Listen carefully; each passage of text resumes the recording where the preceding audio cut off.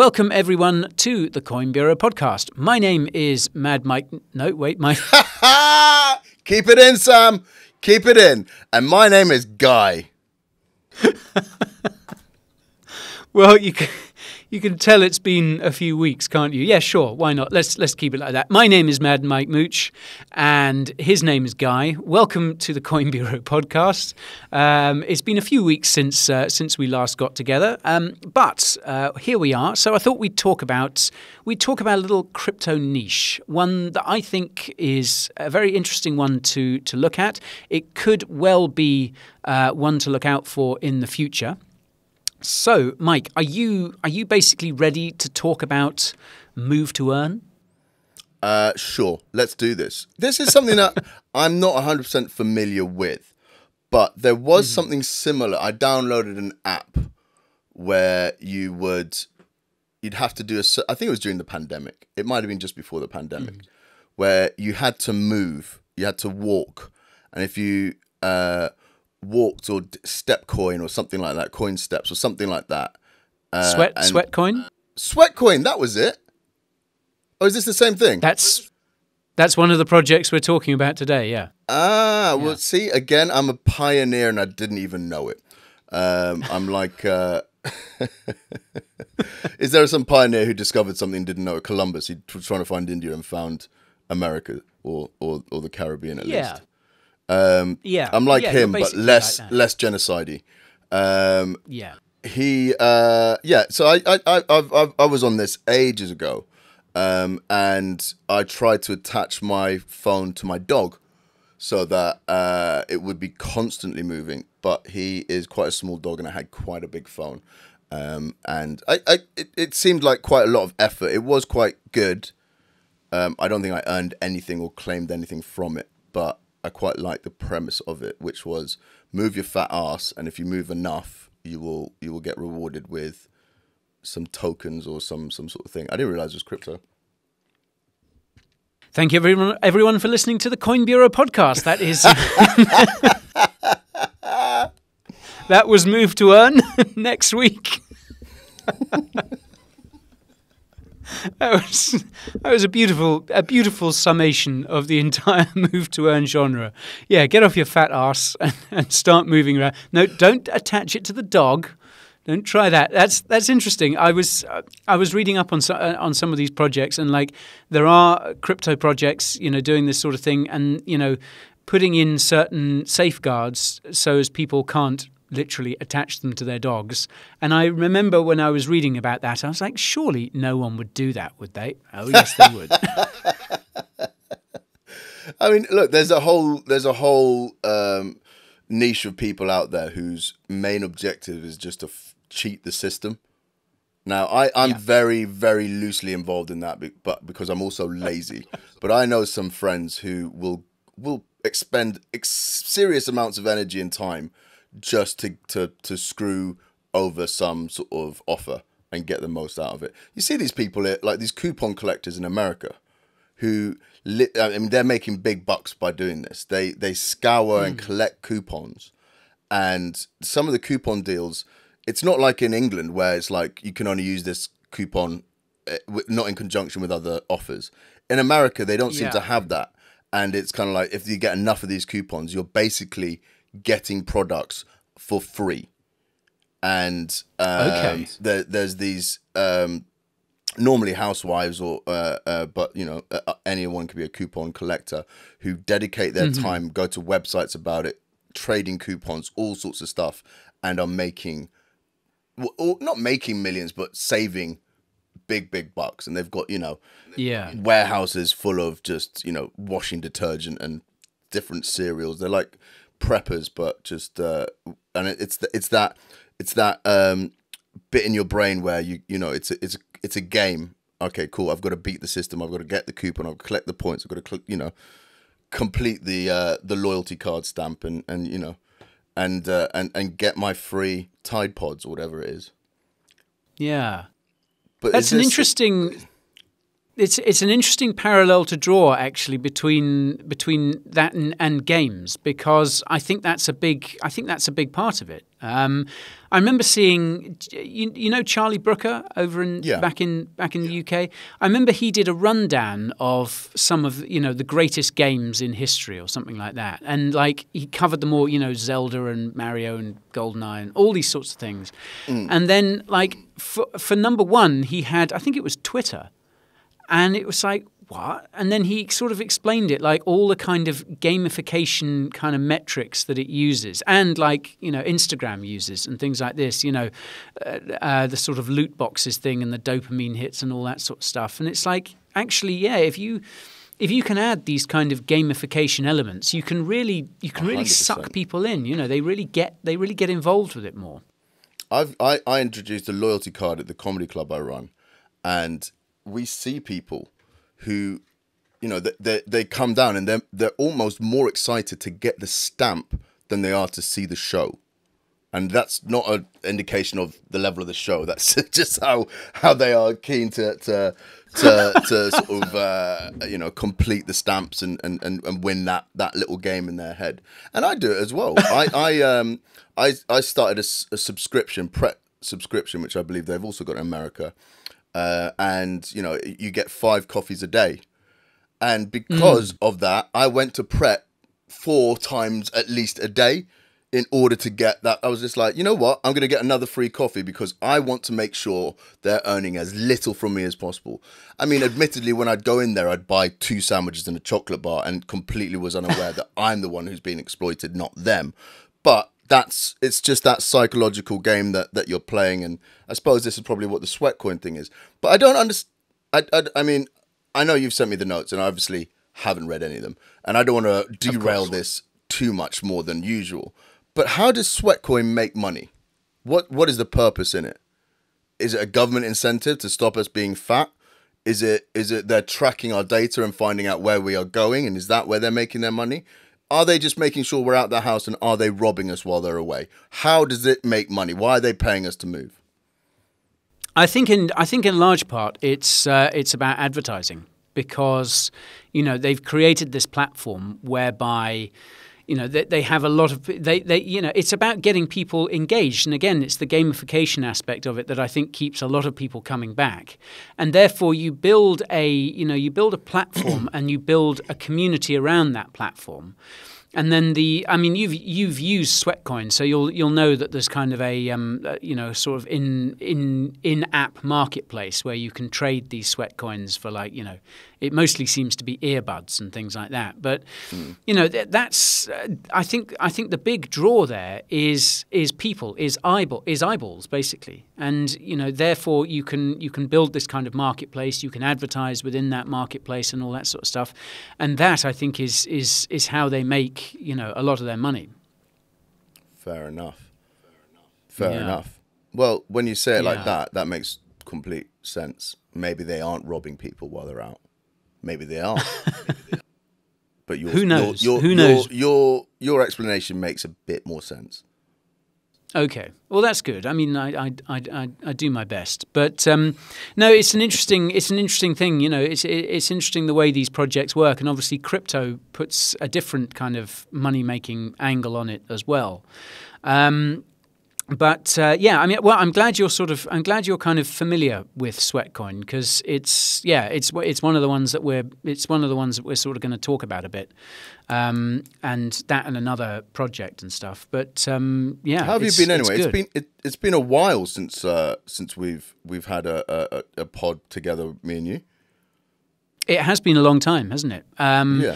I have been very well. I was on holiday in Zanzibar a couple of weeks ago, which was very nice, highly recommended. And then I came back and just had so much kind of work and sort of stuff piled up that I just didn't have time to prepare for a podcast. But now, fortunately, you know, that thing where you go on holiday and you're like, I'm just going to relax for a week, and you have a lovely kind of relaxing time.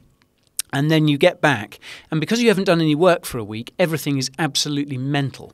And you spend like the next 2, 3, 4 weeks kind of catching up on everything you missed whilst you were away, and you don't feel like you've had a holiday at all.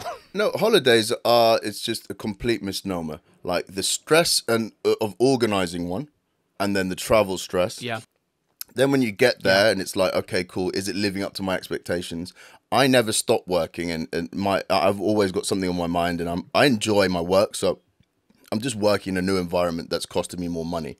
And then it's the travel back. And then also add on top of that, the arguments, because I've not really been relaxing and spending time with my family. I've just been working in a hot place. Means that I don't like holidays that much.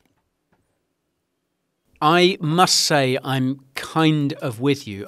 We went away, and like we were really sort of strict about, like, we're going to relax. We're not going to do anything and stuff. And it was really nice for about 24 hours. And then it was sort of like, I'm bored. I should, yeah. And then, but we did have a relaxing week in the end. But there was, there was sort of stress at the back of my mind. And then on the final, like, we were leaving at really early in the morning. We had to get a taxi from our hotel to the airport, which was about an hour and a half's drive away. And the taxi just didn't turn up. So, we were getting into worried about missing our plane territory, and, fortunately managed to rustle up another taxi from somewhere. And I just, like, in that sort of frantic taxi ride to the airport, I was like, okay, well, that's all the relaxation from the holiday just melted away in this, like, past hour and a half of pure liquid stress. Yeah, okay, cool. This is going to cost me a lot of money in rebooking a flight. Got to get another hotel. Got to kill a taxi driver and hide a body in Zanzibar. It's sort of a lot of things to sort of take on board. But also, when you have kids, if you have kids, it makes it even worse.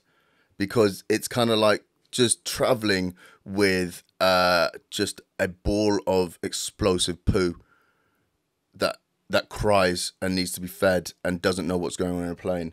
And then there's the baby as well. So, it's professional comedian. Oh, it's just seamless. Just seamless. Yeah. What has happened since we last talked? Since we last podcast? That was maybe 2-3 weeks ago, maybe longer. I think it was about a month ago. Yeah, a month ago. I think it was about a month ago. A lot has happened in the last month. It's been sort of more kind of classic bear market goings on. I think. Well, one of the kind of more interesting things to happen, certainly in the last week or so, has been this Twitter takeover. Elon Musk is now chief twit. He came into Twitter headquarters with a sink. And I'm not sure, was that all just an elaborate pun? Because he then tweeted out, I think it was like, sink in. I just bought Twitter, let that sink in. And I remember that's a lot of effort for a poor bit of wordplay. For a pretty cheesy pun. Yeah. I remember watching that and thinking, if I was a Tesla shareholder, I would be really concerned right now on just so many levels. Like, this is the man this is the man running the company, and here he is kind of gooning around with his new company, which is clearly going to take up a lot of his time and energy. It's like, what about all the other companies that he's supposed to be running? Like, what about the massive car maker, that is like a multi-billion-dollar company? Why aren't you? Surely that would take up most normal human beings' time. I just, like, I don't really understand why he's doing it. I think it's kind of cool in a lot of ways that he's doing it, or that he's done it. Well, I mean, it's obvious to me why he's doing it. Like, you've got to have some sort of, like, look at all the big players in that. He's the richest man in the world, and if you've got a media mouthpiece, if you are a Rupert Murdoch and you own half of the newspapers and sort of TV channels, then you've got a lot of power and ability to sway people's perspectives and positions. Now, if you are a billionaire, richest man in the world, that is something that, and the world is becoming, there's a great sort of disparity between the richest and the poorest, and you need to keep your PR up so that the peasants don't revolt and eat you. It's in your favor, it's in your interest to have a mouthpiece that you can manipulate and coerce what is being said. I know he's saying it's all for free speech and all of that, which may be true. I'd love for that to be true, but maybe the billionaire's got ulterior motives.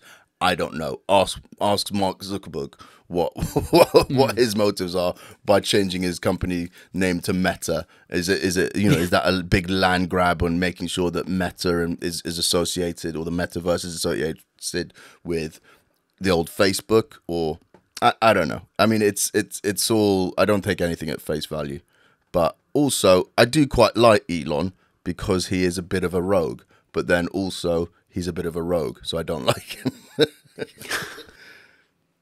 It's very much, I find my opinion of him sort of very much varies depending on my mood. Like, if you wake up and you're in a bad mood, you're just like, oh, Elon Musk again, please, can we just stop? And then other times it's like, hey, wow, this guy's crazy, but he's making stuff happen. Like, there really is never a dull moment when he's around.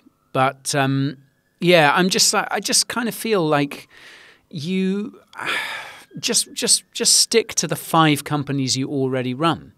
Like, because obviously he's got Tesla, he's also got the SpaceX, he's also Starlink, Neuralink, the Boring Company, and now Twitter as well. Twitter. It's just like, I just wonder how many Elon Musks there are. Like, has he cloned himself? Because it's quite possible he owns a cloning company as well and has just cloned himself several times. Yeah, and that would be. Would that even surprise you if that came out? No, I don't think it would. I don't think it would me. No, I mean it's a weird family, isn't it? And he named his child an equation. His baby mama is Grimes. We are living in a simulation, because we really that are. is the only way that any of this can really be happening. It's so bizarre. It makes less and less sense the more you read about it, doesn't it? Well, you say Grimes is his baby mama. I mean, I think he's got several, because he's really worried about population decline. So he's literally taking it upon himself to try and single-handedly reverse that.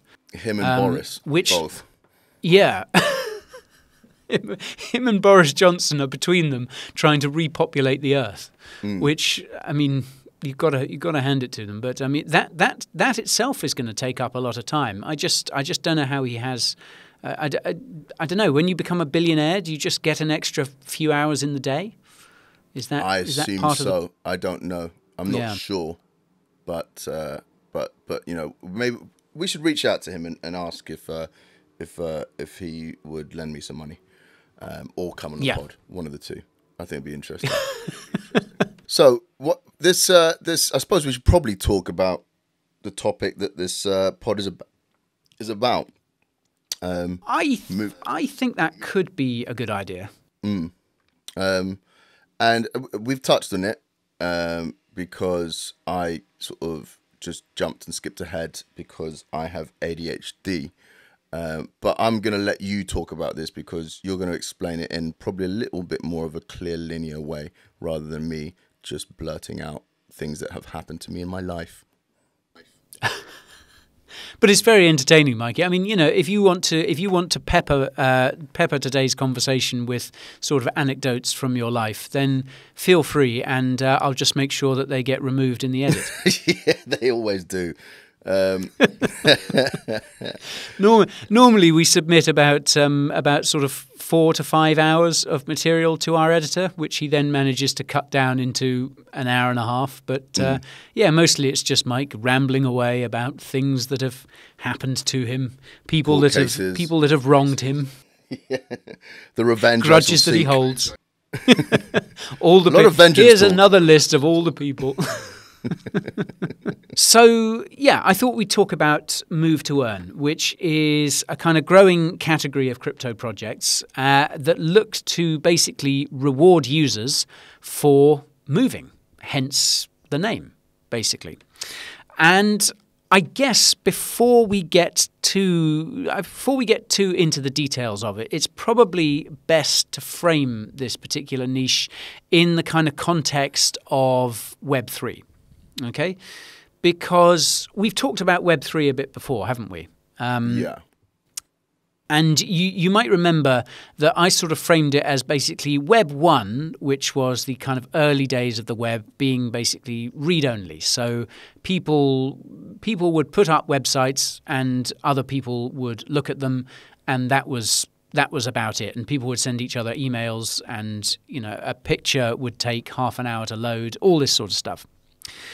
Then Web 2 came along and kind of changed the game completely. And that became sort of Web 2 was more kind of read-write. So not only was there loads more content to look at, but us, the users, were also creating that content to a very large extent. So, and this was when platforms like Facebook obviously kind of sprung up and really became the kind of behemoths that they are today. And basically made money off us because we shared, if you like, we uploaded all this information about ourselves, and then Facebook and others found ways of taking that data and selling it to advertisers and making money off it. And this has been kind of very much the story of Web 2, if you like. So Web 3 has now come along, and this is something that gets talked about a lot. And I guess the simplest way of putting it, or thinking about it perhaps, is Web 3 is read, write, earn. So its ethos, if you like, what it's trying to achieve is basically to kind of take some of that power back away from the big companies that made Web 2 what it was, and give it back to users. And crypto obviously plays a big part in that, because users of Web3, they're using crypto, they're able to exchange value over the internet with each other, peer-to-peer. They don't need an intermediary like a bank or a payment processor or, a social media platform or anything like that, So Web3 is very much this idea that people are kind of getting more from their time on the web, and not necessarily just kind of funneling information and profits towards kind of big centralized companies like Facebook and others. And a lot of it is about having sort of control over your personal data, for example. And there are kind of projects out there that are looking to, whereas now these big centralized companies sell your data, Web3, the future could be like you might choose to sell your data, or you might choose to decide to whom your data is sold. Mm. And this is a big part of, of kind of funneling control and, also value back to the actual users of the web, the people who kind of make it what it is. So, and also, it's also about this idea of the time that you spend on the web as well. There are lots of projects. The Brave browser is one that we've talked about before as well. You should be rewarded for the amount of time, for the amount of attention that you give to pages on the web. And again, as I say, crypto is a big part of this, enabling this kind of transfer of value without intermediaries. And we're also seeing isn't that a bit dangerous, though? How do you mean? So, like, there's a certain limit on are we going to see? How you see these gambling adverts, which is like gamble, gamble, gamble, gamble, gamble. Don't forget, gamble responsibly. Yeah. And now it's going to be like, cool, be online, be online, be online, be online. We'll pay you to be online, but don't be online too much. Is it not sort of rewarding something that is not necessarily healthy in large sort of quantities? I'm spending 20 hours a day online in the metaverse is not going to be healthy. Absolutely. Absolutely, yeah, and I think that is certainly one of the dangers of it. And yeah, we talked about this a bit when we talked about the metaverse a few weeks ago, didn't we? It's like this idea of being constantly online, of there being kind of no escape from this virtual world. And yeah, that's definitely a dangerous thing. And I guess, you know, Web3 projects, if they're going to do this sort of thing well, you know, I guess it becomes about having a balance as well, doesn't it? You know, and it's like, how does Web3 kind of navigate those waters? How does it make it sort of worth your time to be on the internet, but also, you know, fit into a healthy lifestyle that's balanced? Is that what Sweatcoin is trying to do? Is it like, okay, cool, look, get out, get the headset off, get your phone off, put it in your pocket and walk about? Is that how this move to earn stuff, is that what it's about? Or is it more just being on your phone and having that app open while you're moving around? No, I think certainly the way that these move to earn projects have kind of positioned themselves is all about getting people more active, and that means walking about, you know, exercising and going out and about in the great outdoors, but also using this technology that we all carry around with ourselves in our pockets, you know, making use of that to also, you know, kind of incentivize and reward you. And I think before we dive into the actual move to earn phenomenon, it's also worth looking at kind of play to earn, which came before, and is this idea that, again, like, you know, people play computer games all the time. People are always, you know, this is a big way that a lot of people spend their leisure time. So why not be able to make some money off of it? Why not be able to, you know, to extract value from it for you, the user? And, you know, we've seen this as this is something that's not necessarily unique to Web3 in a way. Like, there are plenty of games, you know, Fortnite and Roblox and things like that are these sort of games that you can earn by playing, and you earn these in-game currencies that they have. I mean, is it Fortnite has V-Bucks or something like that? Roblox, is it Robux? Something, you know, there are these kind of in-game currencies, and, you know, the idea of sort of acquiring things as you go through a game is nothing new. It's just, you know, it's just trying to find a kind of more monetary angle to it.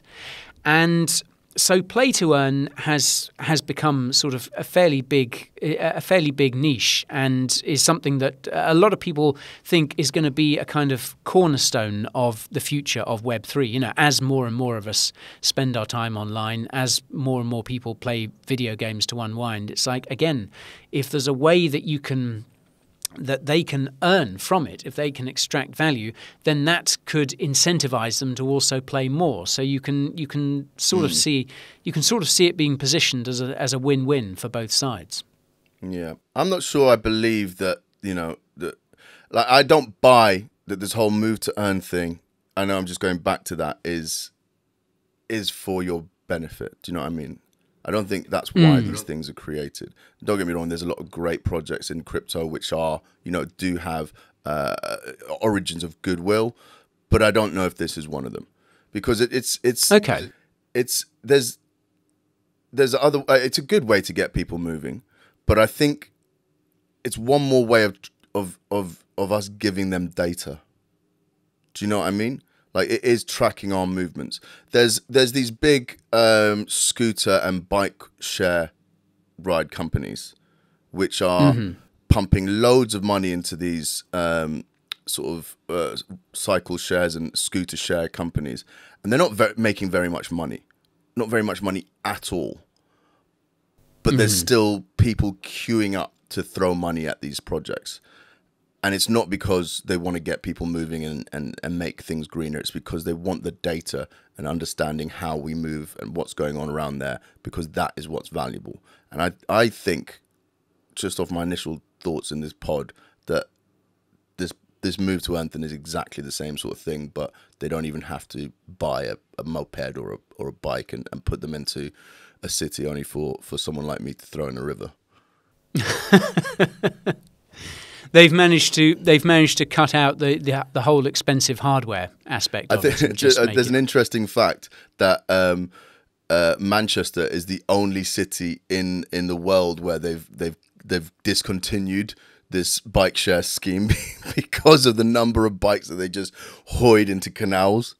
Yeah, no, you make a good point there, and well, not necessarily about Manchester, but yeah, it's like this idea. It also ties in with this kind of whole idea of hardware as a service, and this notion that the World Economic Forum and people associated with it have, that in order to keep people consuming, that it's not about people buying things and owning things, because there aren't enough new consumers because of demographic trends and things like that. There aren't enough new consumers kind of coming online, if you like, to keep buying products. So a lot of companies are now kind of looking towards this idea of subscription services and things like that, where you pay sort of constantly, and then you can just have these things, things just get updated, but you keep paying, and that's a way of kind of locking consumers into a permanent cycle of consumption, if you like. And yeah, and again, obviously data, harvesting people's data and things like that plays a big part in it. So I think you're right to sort of to kind of look skeptically on the whole sort of move to earn thing, because I think it's a proper question to ask. Like, is this just another way of tying people to their phones, of getting people to reveal stuff about themselves and how they move and where they go and what they do and what they spend and all that sort of stuff, and find and use that information to monetize people more? Yeah, but they get some earbuds.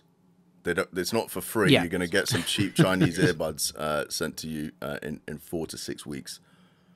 Yeah, I'm not sure. But at least people are moving, at least. Yeah.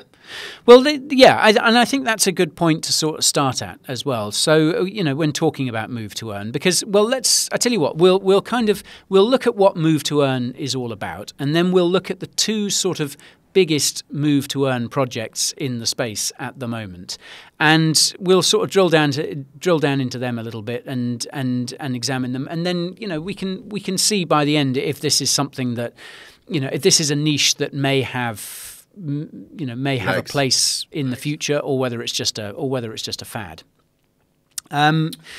So we've talked about this idea of play to earn, this kind of Web3 notion of people being rewarded for the time and attention that they spend, playing games or interacting with apps or whatever it is. We all have, as I said, this technology in our pocket that can kind of track our movements. So, pretty much, I think most smartphones now, they have motion trackers, they have step counters, all this sorts of things built into them. So basically what move to earn projects are doing is taking that technology that already exists and, I guess, if you like, kind of gamifying it, really. So adding sort of incentives and these other kinds of incentives and sort of extra bells and whistles, if you like, which includes crypto and NFTs, in order to find a way to kind of make people engage with these platforms more. And sort of similar to how you can make a monkey dance if you feed it peanuts. Yes. We're the monkeys, and these apps are feeding us digital peanuts in the peanut shaped NFTs. Yeah. Well, I mean, let's. I don't know if my skepticism of this is palpable yet, but I'm not sure. You are surprisingly skeptical about it, Mikey. But then again, I think that could make for more, sort of more interesting debate, because. I mean, let's first start off like sedentary lifestyles. People's lifestyles kind of sat down. We all spend way too much time in front of a computer for work. We all spend way too much time watching TV for leisure or playing games or whatever it is. sedentary lifestyles are a big killer, especially in developed nations. You know, especially when people have like a lot of leisure time, which is becoming sort of more and more the norm for more and more of humanity. So it is a big problem, and governments have to spend a lot of money on the consequences of this, because as we become more sedentary, we become more and more unhealthy.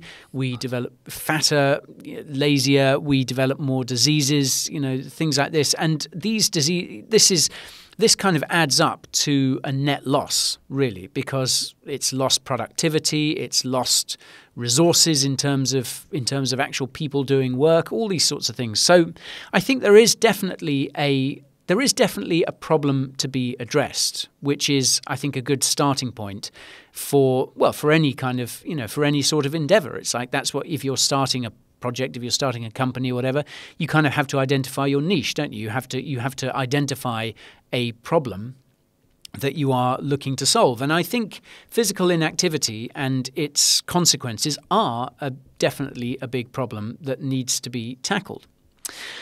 And I think as well, there's this notion that humans respond very positively to incentives, to rewards and incentives. So if you can, so you have this problem, you have this idea, right, we need to get people off the sofa. We need to get people active. So how do we do that? Well, we need to incentivize them. And, humans can be quite sort of short term. And obviously the big incentive really for moving around and being active and therefore being healthy is the fact that it will improve your quality of life. Chances are you'll live longer, you'll be healthier, you'll be slimmer, you'll be, you'll be more attractive, etc., etc. Whereas if you just spend all day long sat on your ass, doing nothing or looking at a computer or whatever, then the problems pile up and you become bitter and unhappy, and you eventually spend all your time trolling people on Twitter or whatever it is. So but that sort of long-term incentive of, if you're active, then you'll live a longer, healthier life. It's quite difficult to motivate people like that. That's too long term. But if you can find a sort of short term alternative, it's like, okay, well, if you're a bit more active, then you can get a reward. And this, I think, is what these move to earn apps are looking to do. It's like looking to give people a sort of palpable reward, a sort of short term reward for getting up and being active. And I think that is a good thing. Leaving aside for the moment the idea of any kind of data harvesting or how they do it or what they reward you with, I think you can agree that it is good to incentivize people in that direction. Certainly. Well, I think it's the carrot and stick sort of argument here, and I think this carrot is not really as much of a carrot as it should be. I think it should be a bit of a mixture of both. So, look, if you don't move, you won't be given this carrot, and that's all you have to eat. And I think that's what's going to get results. Bit more of a dictator sort of vibe to it. Do you know what I mean? Like, you will starve to death unless you move. That sounds a bit bit slavey, actually. Like, that sounds a bit too extreme. Maybe if we dial it back a little bit. I was going to say, like, if this is the start of your pitch for your own move to earn app, like, move to live. Say, I've got some questions. Okay, I have some concerns. I'm not saying I'm not interested. I just have a few. There are just a few things that we need to iron out first. It's not the first company that's done something similar to this. Like, there's life insurance companies, I think Vitality or something like that they give you an Apple Watch, and they kind of so if you are doing this, if you're exercising enough, and it reduces your premium, because they go, okay, cool, this idiot is going to live a little bit longer and probably will be paying us a premium a little bit longer before he eventually gets a cold and dies or whatever. And it's akin to the car insurance companies that would fit a device into your car that would monitor how you're driving and then give you a monthly sort of premium that would indicate, you know, your driving habits and behaviors and how fast and how long and how much you were driving. Yeah. Or, I mean, or just, you know, the no claims bonus sort of thing. It's like, if you drive safely and don't crash your car, we will make your insurance cheaper. You know? Or don't claim for don't claim for the damage when you crash. Just deal it with all of it. Below deck. Yeah, you're right, and I think there are certainly. I mean, some companies now are incentivized. I think there are tax breaks that you can get as an employer if you promote healthy living, healthy choices amongst your staff. So if you do something like include gym memberships as part of an employment package, or you promote healthy eating at work or something like that. I think in some countries there are kind of tax breaks that you can get for doing that, because governments are looking to save money sort of downstream with healthcare costs when all so there is these incentives. I think you can argue people are already sort of separately incentivized, but I think what I think is quite interesting about the sort of move to earn thing is that's kind of taking it more back to the individual again. It's like, okay, why don't you take control of your don't leave it up to your company to incentivize you and stuff. It's like you can incentivize yourself. Here's a step counter. Here are some coins that you can earn for doing it. Now go off and now go forth and exercise and stuff. So I think, in order to assess whether this is like a passing fad or whether this is something that can actually make a difference, I think we need to look at the two sort of big crypto projects in this niche. And obviously, there are other, as you mentioned, there are other sort of. This doesn't necessarily have to have anything to do with crypto, but obviously this is a new kind of front that's opened up in it, and I think it's worth exploring. So let's take a look at these two big move to earn projects, shall we? Now, these are just the two biggest ones by market cap, and this is a growing crypto niche. There are about a dozen, maybe more, move to earn crypto projects out there. But these two are the ones that have, as I say, the largest market caps, and also I think have received the most kind of attention in not just the crypto media, but the media in general. So let's start off with the largest one, the most well-known perhaps, which is a project called Stepn, and that is spelled S-T-E-P-N, Stepn. And this is a bit of a newcomer, really. This was launched back in December 2021, so less than a year ago, and it has grown pretty quickly since then. It generated a lot of hype over the last year or so. Now, a quick bit of background about Stepn. It's built on Solana, which is, as you'll probably know, is one of these rivals to Ethereum. It's a layer 1 blockchain, but it's famous for being one of the, if not the fastest cryptocurrency blockchain out there when it actually works. Which it doesn't quite a lot of the time. Solana is sort of notorious for having these outages, which we might touch on later. So Stepn launched on Solana. It had about sort of $5 million in initial funding, and at first you could only sort of you download an app. And you have to have, at first I think you had to have an activation code, and these activation codes weren't sort of freely available. I think you either had to find them from the project's Twitter or through its Discord. And yeah, the activation codes weren't always that easy to come across. Now, I think this may have served two purposes. I think one, it may have given the project kind of this air of exclusivity. It's like, oh, it's not just, you have to follow it on Discord, you have to follow it on Twitter or whatever like that. You have to be in the know. And not just anyone can join, which obviously makes more people want to join. And I think perhaps it was also actually perhaps quite a clever way of making sure that they just onboarded users in a sort of timely manner, because sometimes with these, especially with cryptocurrency blockchains that are still very much in development. And we saw this with Cardano when it sort of launched smart contracts and dApps became available for the first time. Like, so many people were clamoring to use it that the network just couldn't handle the number of people. So I think maybe this was a sort of dual way of kind of generating exclusivity, but also kind of managing to onboard making people. Making sure the bandwidth and it was all able to work. Yeah, exactly. Now, Stepn kind of works like this, and this is the sort of elevator pitch, if you like. This is the kind of simple way, because there are quite a few kind of extra add-ons and stuff, which we'll touch on in a bit. But basically, you download the app.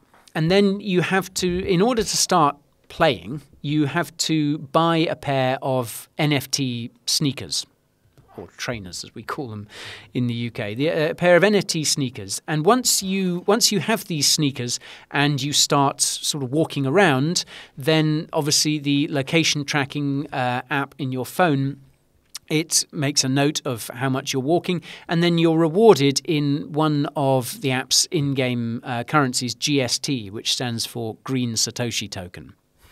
So, I mean, that's kind of fairly straightforward, isn't it? You buy an NFT, in the form of these NFT trainers, you start walking around, you earn crypto.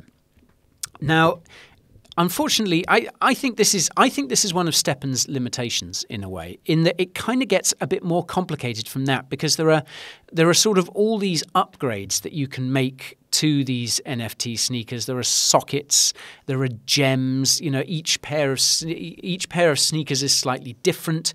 So some have different attributes, a bit like. A bit like top trumps or something. Some have better attributes than others. When you're choosing a car in a racing game, some have got better acceleration, some have got better turning, some have got better, fuel consumption or whatever, and they're all slightly different and sort of make it a bit more interesting. Yeah, and I think that's a fair point. It does kind of add more elements to the game, and I refer to it as a game because that is very much how Stepn kind of refers to itself. It's a game. It's something that you play. And again, it's this idea of kind of gamification, I think, is a big part of how you get people involved. How you get people to sort of keep interacting with it. It's like, it's a game. I have to accumulate things. I have to play it, which is obviously more fun than just kind of using it, if you like. So yeah, it does get a bit more involved, but different levels of trainer. I suppose I have to call them sneakers because that's what they're referred to in the game. Different levels of sneakers. Don't buckle to anyone. Don't pander. Don't pander to American terminology. Okay, different pairs of trainers do different things. Like, I think, there are ones, if you're just going to walk at a certain speed, then, there's a pair of trainers for that. But if you're a runner, if you're going to look to earn GST by running, then you need a different pair of trainers or something like that. And then to complicate matters further, there's also GMT, which stands for Green Metaverse Token, and this is the kind of the game's kind of governance token, if you like. So, yeah. As I say, there are lots of kind of upgrades and stuff. Different pairs of trainers do different things. Let's face it, if you're prepared to pay more for for a higher quality NFT trainer, then you will be able to earn more GST and GMT from walking around. And this is important, I think, because Stepn got very, very popular very quickly, and the hype around it got really crazy. And as a result, what they call the floor price of these NFTs, which is the kind of minimum price, entry point, if you like, the floor price went absolutely ballistic. Now, at one point on the 30th of April this year, the floor, now bear in mind this is built on Solana, so you have to pay with Sol, which is obviously the native coin of the Solana blockchain. At one point on the 30th of April this year, the floor price was 14.89 Sol. Okay? So just shy of 15 Sol to buy an NFT. And bear in mind you have to... Yeah, buy a pair of virtual trainers. And bear in mind, you have to buy the trainers in order to play the game. That's how it works. So 14.89 sol. Now, at that point, 1 sol was $94. So, in order to just get involved with playing the game, you needed to shell out just shy of $1,400 on a pair of NFT trainers, which is a pretty high barrier to entry. It's one thing downloading an app and getting an activation code, even if that activation code is quite hard to come by. That's one thing. Buying an NFT, that's another. Buying a $1,400 NFT just to be able to, participate in the game, that is, quite another thing in itself. So that was, that all the hype. I mean, obviously it was attracting new users and things like that. Lots of people were getting on board, but it kind of became a bit of a victim of its own success in a way, because the prices just went crazy. Now, this was while the crypto bull market was still going on. So, there was still a lot of hype around crypto, which is all kind of evaporated now. It's also worth pointing out that GMT in particular went ballistic around that time too. So it around the same time, it reached its all-time high of $4.11. Wow. So, even if you had paid $1,400 for an NFT pair of trainers, you could still earn theoretically a decent amount in GMT by moving around. Now, both the floor price of the NFTs and actually the sticker price of GMT have dropped a lot since then. So I actually downloaded the app earlier to when I was doing research for this, and I was able to buy an NFT trainers for like just under 1 sol, and sol is currently around $33 at the moment. So that's obviously a much lower barrier to entry.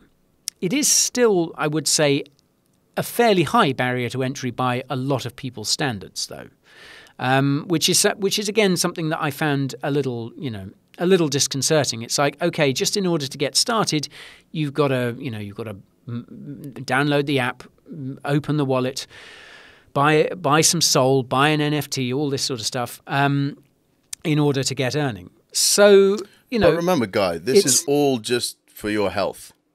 There's no other ulterior motive for any of this.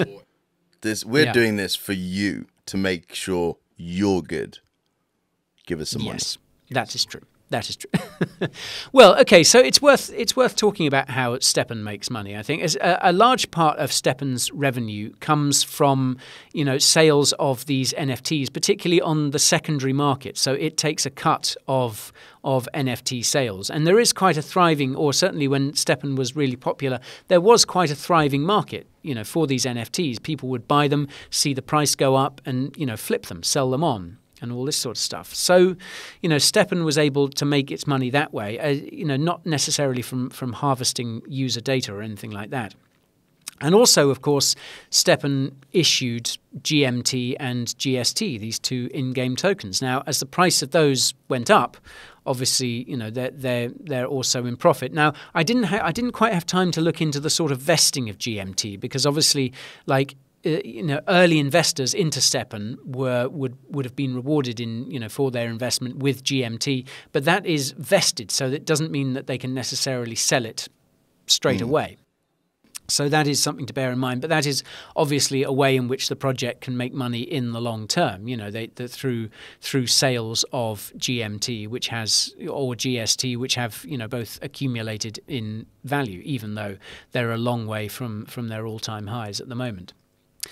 So, and I mean, Stepn, the project, is still got a lot of traction. I mean, user numbers are way, way down on what they were, when the project was sort of really hyped up back in kind of April, May. And the crypto bear market is a big part of that. People just aren't so on board with crypto anymore. But I think it clearly had something. The project clearly has something. It attracted a lot of attention, and it attracted a lot of investment as well. And I mean, it is still very much going on. Very much a going concern. There is a lot of development happening on Stepn. There are a lot of kind of milestones ahead for the project. It's had a few sort of things to deal with as well. It suffered a DDoS attack earlier this year. It was also forced to block users from mainland China. Is that because they were running around too much? Possibly. I think. Well, it was apparently because of regulation. Chinese regulators weren't too happy with it. I mean, personally, my speculation is I reckon the Chinese government sort of looked at it and went, well, tracking people's movements, that's very much our job. So, you guys were not too happy about this, some app. Leave this to the experts. Yeah, exactly. I think you'll find we're much better at knowing where people are going. We got this. Yeah. Thanks anyway, Stepn. That's a very, very brief kind of overview of Stepn, which, as at the time of recording, is still very much the biggest of the move to earn projects. I haven't got its actual market cap to hand yet, but it's still very much up there. So the other one, now the next one is quite interesting as well, and this is one that you've talked about as well. Now this is Sweatcoin. And this launched more recently. Now that's not actually entirely true. Yeah, that's because I had an early version of this, maybe pre-pandemic, I think, where it was kind of like you walk about, you move around, and we'll give you some fake money where you can get some stuff with. Yeah, you're right. Sweatcoin itself has actually been around. I think it's been around since 2019, so pre-pandemic. And yeah, Sweatcoin is actually a very popular, very successful health and fitness app. In fact, I think even this year, it is the most downloaded health and fitness app in the world. Which is pretty crazy, really. It has around 120 million users. Wow. Yeah, which is pretty damn good. And obviously, yeah, it works in a similar way. It uses step counters, and it uses the technology already in your phone to log how much you move around. And it's had this own sort of pretty popular app with its kind of own kind of inbuilt marketplace for quite a while now. But in just the last couple of months, it's actually launched its own cryptocurrency called Sweat Economy, or Sweat for short. But yeah, so it's important to clarify that before we talk about the crypto. Sweaty, yeah. It's like this is something that has existed for a few years already. So this isn't like a brand new crypto project that's just, a brand new move to earn crypto project. This is an already established health and fitness app that has moved now into crypto as well. Yeah. Now, as I say, about 120 million active users. At the last count, I think 13 million of those had activated crypto wallets. Okay, so it's by no means a majority of Sweatcoin users have opted to go crypto, if you like. But it does suggest that there is a kind of potential user base for the crypto project itself to expand into. And another thing that's interesting about Sweat is that it's built on Near protocol, which is a big rival to Solana. The two projects do actually have quite a lot in common. So you can think of sort of Sweat, or Sweat Economy as it's sort of more rightly known, as kind of the big rival to Stepn, and on a rival blockchain as well. So, yeah, so what's interesting is that it does have this kind of strong user base, that it's built up quite separate, quite removed from anything to do with crypto. And the Sweat Economy token has launched I think it launched in mid-September, and it immediately kind of shot up to about 8 cents or whatever, but it's now kind of dwindled right down to sort of between 1 or 2 cents. But which is again kind of hardly surprising, because we are in a bear market after all. How far do you have to go to get one of these? So I was looking into this, and this is one of the interesting things, and this is something I want to touch on a little bit when we talk about how move to earn is kind of going. Is there a future for it? Because at the moment, you have to walk sort of a little over 1,000 steps in order to mint one Sweatcoin. I mean, people can do 30,000 in a day. It's a big day, but that's decent. Yeah. Well, I think as I understand it, you're limited. You can earn up to sort of 5 sweat coins a day at the moment. So only your first 5,000 or so steps actually count. And 5 is your maximum, which I guess is is a way of sort of incentivizing people to do a fair bit of walking, but you can't go on a 30-mile run and earn hundreds or whatever it would be, which I think is perhaps a little bit of a shame. But we'll talk about that in a bit. But yeah, so but apparently it's going to become progressively more and more difficult. So at the moment, you can earn 1 sweat coin with a little over 1,000 steps. It's projected over the next few years to get more and more and more. So eventually you'll have to be walking. Sort of like a Bitcoin half-life. Yeah, a bit like a bit sort of similar to a Bitcoin halving in a way. Yeah, it's like you're going to have to walk progressively more and more steps in order to earn 1 sweat coin. And that's that is it kind of as the asset gets scarcer, gets harder to earn, you would think that would presumably add some value to it. But again, we'll talk about that in a moment. So yeah, Sweatcoin itself as a non-crypto thing, it does have users in kind of dozens of countries. It does have sort of 120 million and plus users.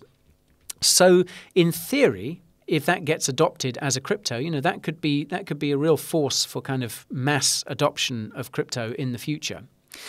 And another thing that I noticed about Sweatcoin as well, which I thought was interesting, was that it seems a lot simpler than Stepn. Like Sweatcoin does have a roadmap.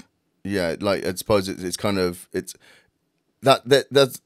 a good point. So like it's easier to get involved with, but then also its big sort of user base may not already be crypto savvy. So it works in 2 ways.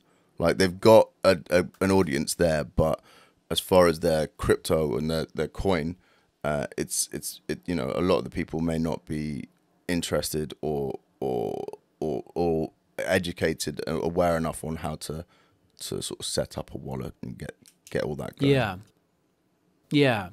And I think, it means that it's good in a way, because if you're not interested in crypto, if you're just using it in its kind of earlier format, to earn sort of normal sweat coins, if you like, non-crypto sweat coins, which are obviously, can only be used within the app itself, then, you don't have to. You can just carry on using Sweatcoin as normal. The crypto element of it is completely opt-in rather than default. So yeah, and I think like there are things on Sweatcoin's roadmap. They're going to be doing stuff with NFTs. You can sort of stake your sweat tokens as well. There are going to be sort of more and more things, more and more integrations.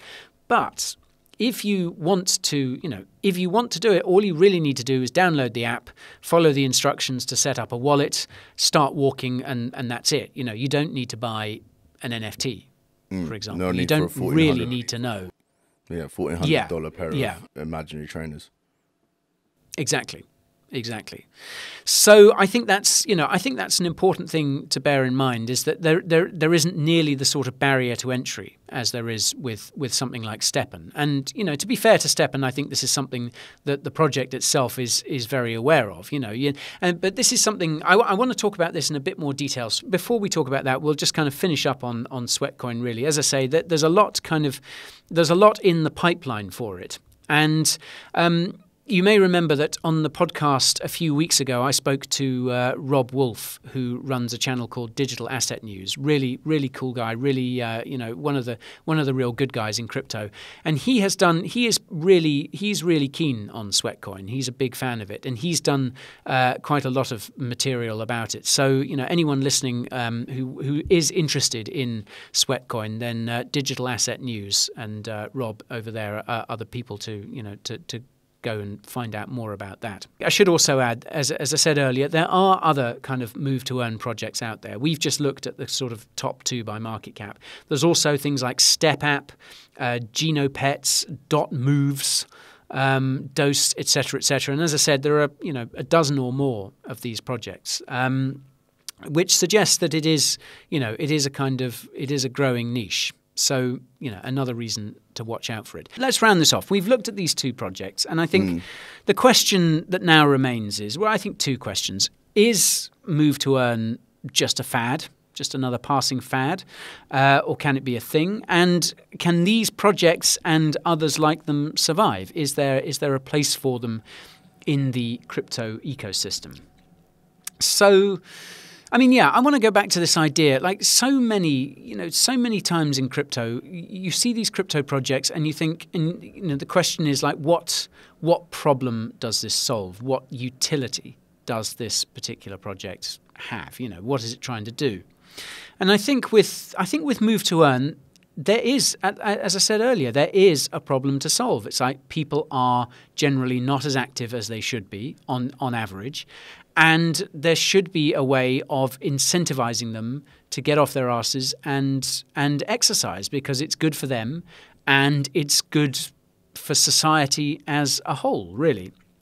And I think that's one of the reasons that I like Move to Earn. I don't think it's necessarily just a fad in that respect. I think there is a genuine incentive there. And if it works, it's a good thing. It can be, everyone can win. And it also, I think, has the advantage of it's kind of fit quite nicely into this niche. As I say, the tech is already there, and the fact that Sweatcoin itself has existed for a long time before kind of moving into crypto, this tech is already there. We're already carrying around these devices that can track where we go and track how many steps we're taking. And obviously this whole 10,000 steps thing has been, everyone's kind of known about that for a long time now. So it's certainly, there's certainly a kind of ease of adoption, really. The tech is already there. So, throw in some NFTs, a couple of tokens and a nice shiny app, and you're good to go in a way, which is perhaps a little bit of a cynical way of looking at it. But I think perhaps in terms of, and feel free to disagree, obviously, with me on any of this, Mikey, but I think perhaps the big threat, the problem that these apps face is one that lots of kind of play to earn and other crypto projects themselves face, and that is that the only way that they're going to grow, that the only way that they're going to keep being a thing is to attract new users.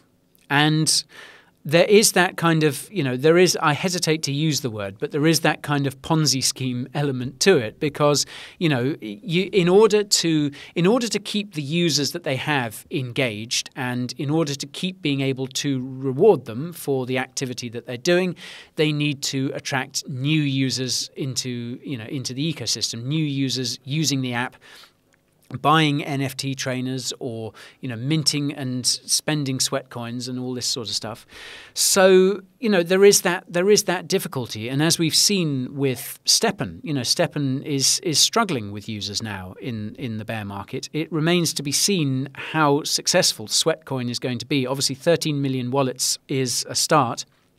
Is that going to translate into more wallets over time? Are more people going to be incentivized to use the crypto element of Sweatcoin, or are they just going to be happy using the app in its kind of original form?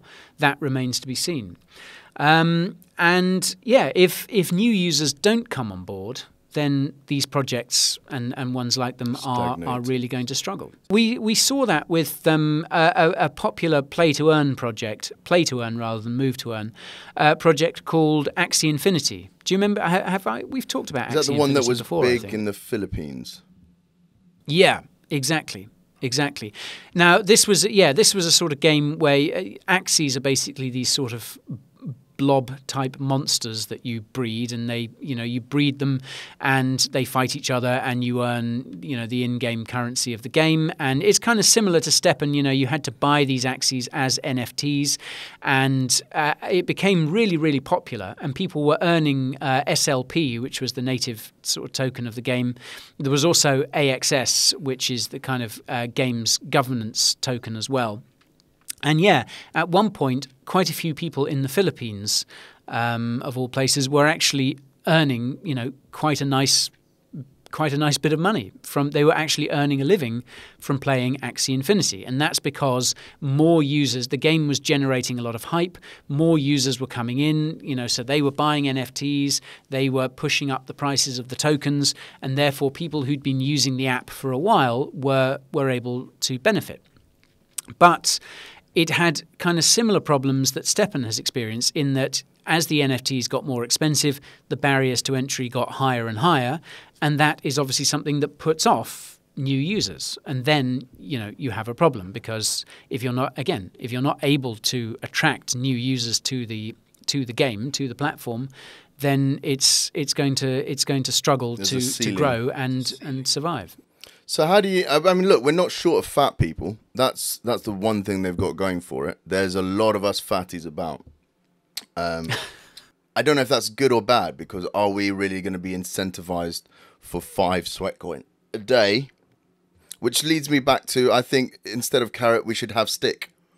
And if the government really cared about us, it should be a bit more of an ominous threat as opposed to a sort of pathetic, carrot. Are you saying, Mikey, that you can get some earbuds? Oh, you can get some earbuds. Or how about you can see your kids this week? Yeah, if you don't walk, you're not going to see your kids. Maybe that's not a benefit. Some people probably wouldn't want to see their kids, but some people do. Yes. Some people do. So what you're saying is that Move to Earn needs to go a lot more Black Mirror. Yeah. Move to Survive. It needs to go more Hunger Games. Yeah. Okay. That's something I'd watch that. You can, that's content. It's kind of like a Wipeout, but instead of like water, lava. Okay. I mean, so you're saying that Move to Earn is dead. Basically, it should be Move Fight to live. Survive. That's what we want. Kind of like Gladiators, but with actual gladiators. The next big crypto niche won't be Move to Earn. It will be Fight to Survive. Yeah. Well, who knows? The way the world is going, Mikey, with people like you, I wouldn't rule it out. I really wouldn't. I think Move to Earn. I mean, you're right in a way. Like, how do you? Is it going to be enough of an incentive? That people can earn a few. People can earn a few Sweatcoins or a few GMT or whatever it is, just for moving around a little bit. And I think this is a good question to be asking, because when Stepn was, when all the hype around Stepn was kind of at its peak, there were people making between kind of $20 and $50 a day from using the app. And now that isn't life-changing amounts of money. Well, certainly not in the developed world, but it's certainly like it's a decent side hustle, isn't it? If you can earn $50 a day. If you're moving anyway, it's not that big a deal. Yeah. If you're a postman, this is the best bloody app in the world. Yeah. Suddenly, if you work on your feet for a living, if you work in an Amazon warehouse or something, if you're a dog walker, you're getting double bubble. You're getting paid to walk the dogs and yourself. Yeah. But again, I think this is something that people need to be when looking at Move to Earn. I think people need to be kind of realistic about this thing. It's because if a few early adopters can get in and make an absolute, make tons of money, make $50 a day or $100 a day or whatever it is, that to me isn't sustainable. And that to me, that necessarily kind of pushes up the barriers to entry in a lot of cases, and it doesn't incentivize new users at all. Because, there'll be that sense, it's like, oh, well, if I'd only got in 6 months ago, I could be making some decent money. But as it is, I'm kind of late to the party, so I'm only going to earn maybe, a few pennies or a few cents a day. But I think I think if Move to Earn is kind of realistic about itself, I think that can still be a good thing. It's not about having a side hustle all of a sudden, I don't think. It's about giving people that little extra nudge to, to walk instead of taking the bus, to Take the you know, stairs to maybe instead of just the be lift. like, yeah. And it could be just that small incentive. It's just like, oh, wow, you know, if I did an extra 200 steps before I went to bed, then I could just tick over and just earn like one more Sweatcoin or something like that. And I think those little incentives can be, you know, can be just enough to sort of tip people to take that little extra bit of exercise. And obviously these things are cumulative. So, you know, if you are doing those few extra steps a week, that doesn't add up to anything over, you know, over a couple of days, but over a couple of years, for example.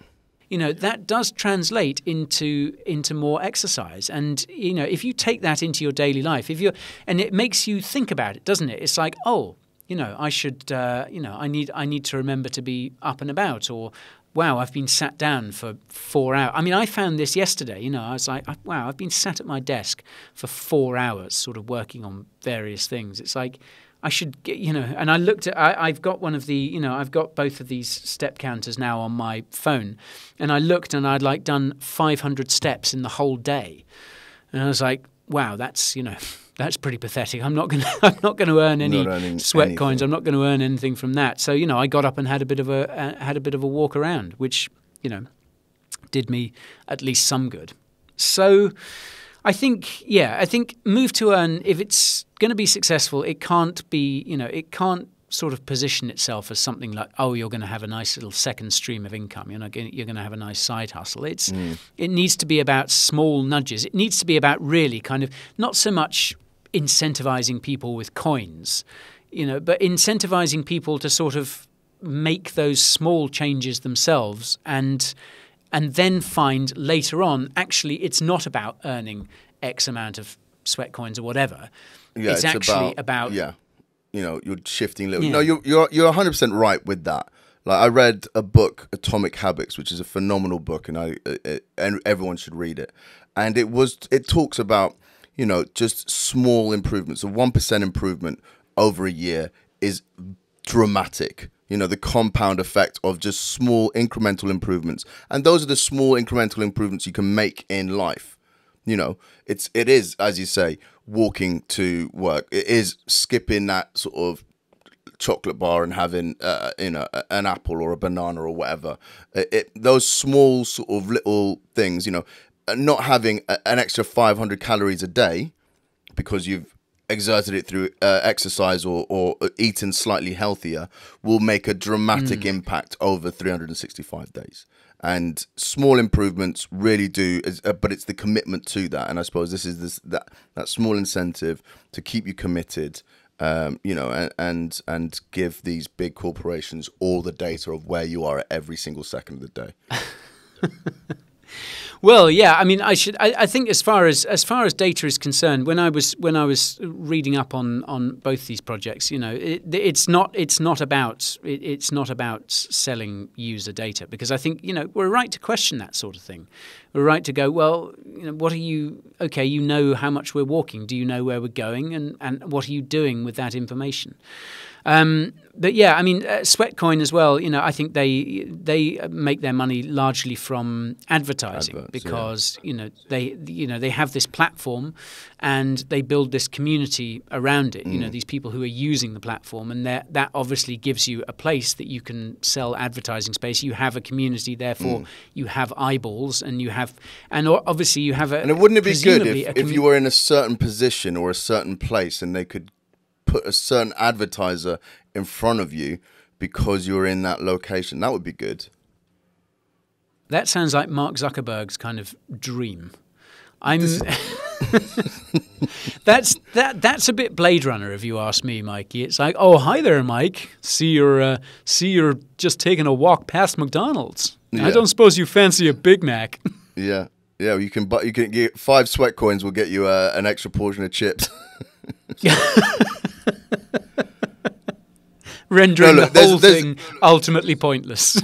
Yeah, there's two sides of every sweat coin, I suppose. You know, I think one of the sides is, you know, it is going to help people get a little bit of additional motivation, but I do also think that there is an ulterior motive to a lot of this, and I think, you know, understanding patterns and movement data is something that is really valuable. I touched on it on an earlier segment that we may or may not cut out, but you know, the share bikes and the share scooters that are out there, there's big money being thrown at them, and there's not very much profit from these companies, because it costs a lot of money to put these bikes out there, and they get damaged, and they're not treated well, and you need servicing, and you need to collect them and put them all in. But there's people queuing up to invest in this, so there is value from something else apart from offering that service, and people know about it. I don't know exactly what it is. It's probably something to do with the data, but I feel that there's an element of that to this as well. And don't get me wrong, there may be some benefits, you know, of cool, wicked. It incentivizes a portion of people to get up and moving and make small incremental changes in their life for some earbuds or a, you know, friendship bracelet or whatever the hell they give away, some crypto coins. But I think people should tread with caution, step with caution, for want of a more punny phrase, because I think I'm skeptical these days. Maybe it's because I'm old. There's just so much to be cynical about, isn't there? And I think you're right to question. You're right to question things like this. It's like, because, I mean, obviously, these projects, they're not doing it for free, are they? Like, they're not doing it out of the goodness of their heart. So there obviously is, you know, there is a business model in it for them. There is an incentive in it for them. I don't think in these cases, certainly the ones that we've talked about, it's so much about data. But I think it's certainly something that we need to be aware of. And it's also important, going back to what we were talking about earlier, just kind of Web3 in general. You know, the big problem with Web 2 was that it became about these big corporations that use data, that monetized us. And if we're not careful, then Web3 could quite easily become about that as well. And then it's like, well, what was the point in the whole endeavor? Because, okay, we've got some new apps, we've got some new things, you know, things work, and there are slightly different toys to play with. But if they just end up with the same result, if they just end up in vast profits going to big corporations that, you know, are sort of morally dubious in a lot of cases, then what was the point in the first place? So I think you're right to question it. I also don't have a problem with it to a certain degree.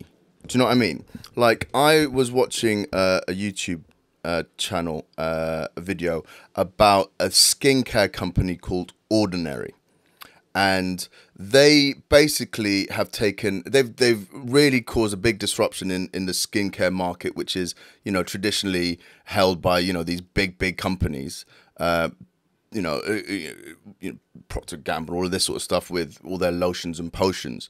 And they've come in with a radical new sort of marketing sort of ploy for this product, which is, hey, look, there's nothing is innovative here. We're all selling you exactly the same stuff, and we're just going to be very clear and transparent and scientific with what it is.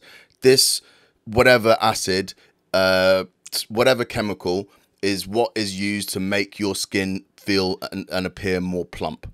That's what it is, and that's what they say on the bottle, and that's what we're selling you, instead of, you know, this latest, like, all this science mumbo jumbo and oxidose and whatever to sort of trick you into thinking exactly all of these whatever extra plus volume, whatever they market on the bottle. It's kind of like, no, there's no rocket science for this. We know what these chemicals do. It's not witchcraft. It's just, we know what it is. And everyone is selling you exactly the same thing, but we're just the ones who are going to say, this is what it is. It's ordinary. We're scientific. Cool. And maybe that's what a data company should come in and say, hey, look, cool. We want to learn more about how humans work and how they interact, so that we can be a bit more efficient. Maybe we can plan things better. Maybe we can, use that data to benefit us and be more efficient. Sort of like how when TfL introduced the Oyster card, they would knew, okay, cool. Well, these are the routes that are getting used more, so we need to invest more in these routes so that people are comfortable on their travel and stuff like that. And maybe that's what data needs to do, and be a bit more transparent and obvious and clear with what they're using that data for. And people may be like, okay, cool, fine. Because I don't think anyone has a problem if they're looking for a certain product. Okay, cool. I need to buy some camping gear. I want adverts for good camping gear coming towards me. I don't want adverts for, you know, I don't know, fucking makeup, skincare stuff, makeup and stuff like that. It's irrelevant to me. So on that level, people are okay with it. It's when the data is being used for, you know, more sort of dodgy stuff, you know, like with governments and maybe big corps and stuff, like suppressing sort of stuff like that. That's when people are a bit concerned about their data. But if it's okay, cool, look, we're gonna make the pavement wider here, or we're gonna make the street lighting better here, or whatever, that's great. Let's do that. Wonderful. Take my data. Have it all.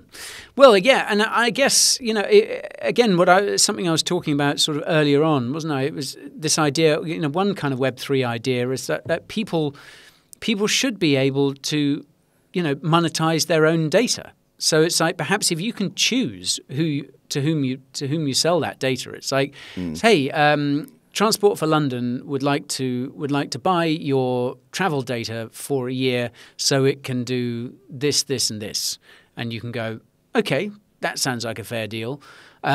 Whereas, you know, Baby Killing Evil Corp Limited would like your data in order to develop a more efficient baby killing way of machine. harvesting, fresh babies. Then, then you can go, do you know what? I'd rather not. You know, not a year. Not a year, like 6 months maybe. Yeah, I'm not a monster.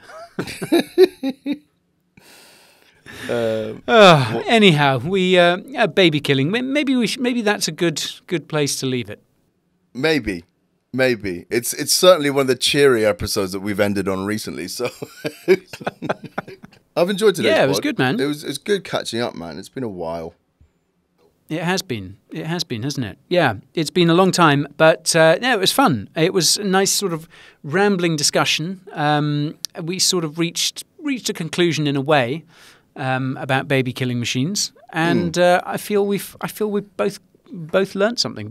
Thanks for watching, everyone. I hope you enjoyed it. Mike, did you enjoy that? I loved it. I love these little weekly catch-ups. Yeah, it's great, isn't it? Yeah. It's great. Well, let's hope the viewers enjoy it too.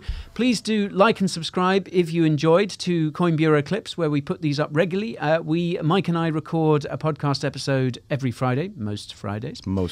And we also have our midweek Wednesday podcast episodes coming out too, and that's a chance for you to listen to some of the videos from our main YouTube channel. So, like, subscribe, enjoy. Tell a friend as well. Oh yeah, tell a friend. Tell lots of friends. Tell lots of friends. Tell all your friends. Tell both your friends.